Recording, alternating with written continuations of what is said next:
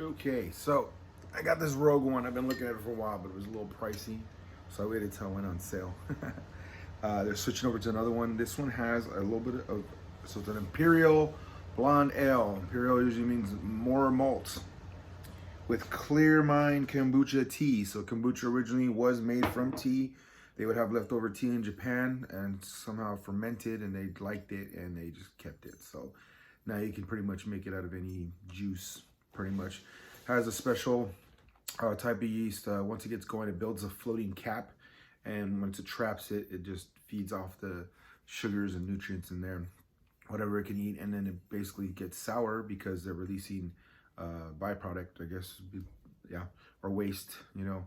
So like alcohol, you know, it's really a waste to the yeast. They just want to get rid of it, so they kick it into liquid, and we end up drinking it because it makes us feel good. So, and it tastes good to some people. So that became kombucha.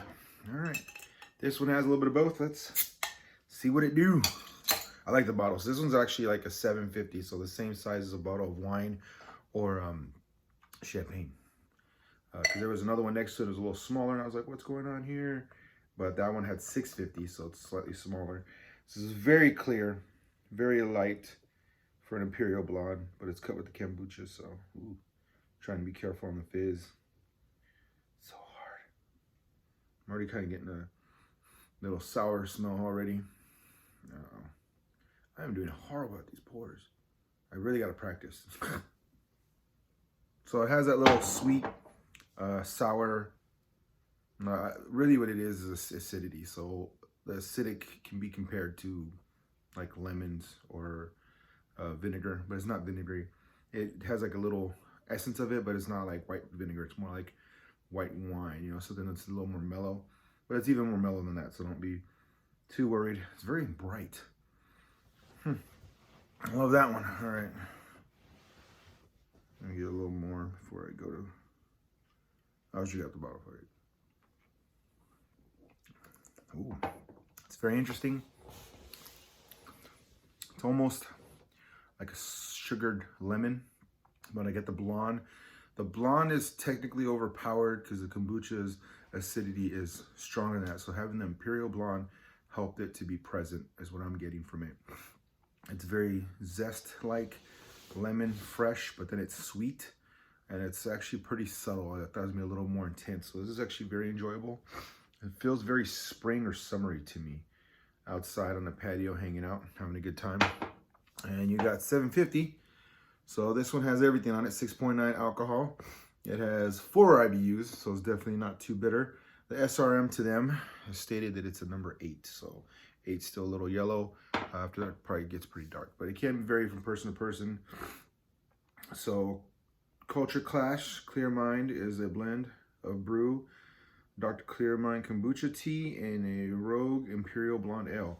The team of brewers worked together to manifest this one-of-a-kind kombucha tea blend and created something almost otherworldly. Culture Class Clear Mind opens with bright citrus notes that give way to hints of rosemary and mint. I can see the mint. Sage, I get it a little bit. That's that dry little. And the green, also it's green tea they use. That's what makes the difference. So I was thinking black tea. Obviously, I like to surprise myself. So if it seems like I'm a little off and like not reading, like I really want to try and push my connection from the taste and thoughts. So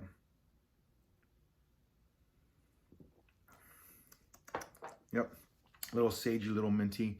To me, I get the citrus part, I just say, reminds me of lemon. And it has a star right here.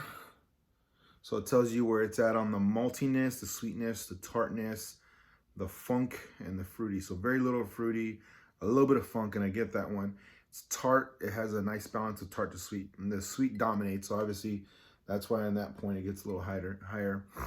And the malt's there, but honestly, the kombucha's really taken over, but then it just allows it to go back and forth, back and forth. So it's not a boring drink at all. It's a lot better than I anticipated, and I think it's awesome. All right, so if you happen to see any of these floating around, they should be going on sale. If not, argue with them, because usually when a new rotation comes in, the barcode will pull up that one or the new one, even though the bottle looks different. So to save time and money, barcodes get used like for 3 rotations a year, something like that. Unless it's if their main one that just all year long they're brewing that beer, no problems. But the seasonal ones that rotate, they come every season the same, get the same barcode. So eventually you want to clear them all out. If you're a store, some stores know that, some don't. Some relabel them, some just hurry up and get them for selling out the door. It just varies, so you just have to find out who you have, and hopefully you get to enjoy one. So pretty good, Rogue. Thank you very much. Be safe when you're drinking. I stay home most of the time. I'm older. Don't have time to be running around. Enjoy it. Have a good night.